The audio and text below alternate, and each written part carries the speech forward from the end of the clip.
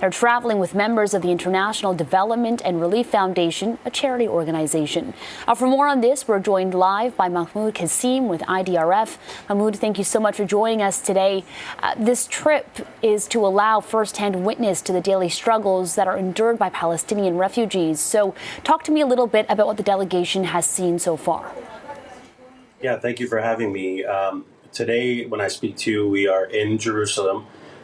We spent the day yesterday where the delegation was able to witness the harsh realities of the community of Palestinians in Amman, in Jordan, and the camps that they live in there. And now these MPs also get to come across to West Bank, and then they're able to see and witness with their own eyes, hear from the stories on the ground, have communication with Palestinian families on the difficulties that they're facing here in the West Bank as well. Well, it sounds like it's been busy as soon as you landed. Can you lay out the rest of the trip for us? Where else is the delegation set to go, and who do you want them to meet?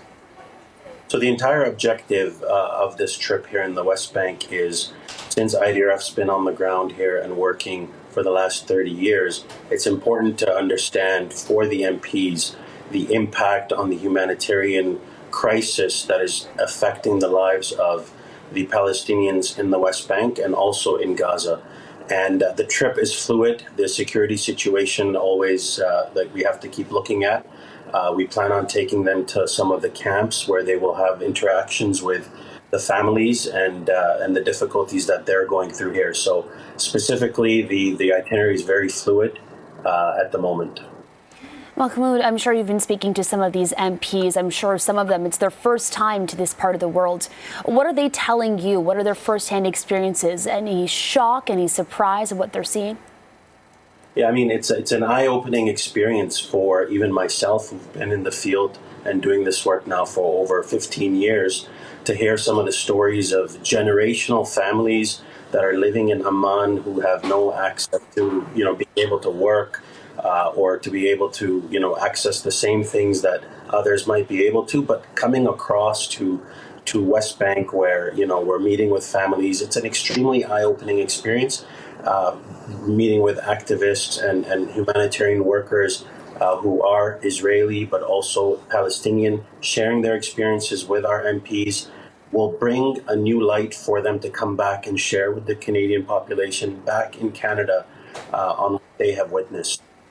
Well, let's talk a little bit more about that. As you mentioned, it's 5 MPs, both Liberal and NDP. What messages or action, concrete change, do you hope they bring back with them?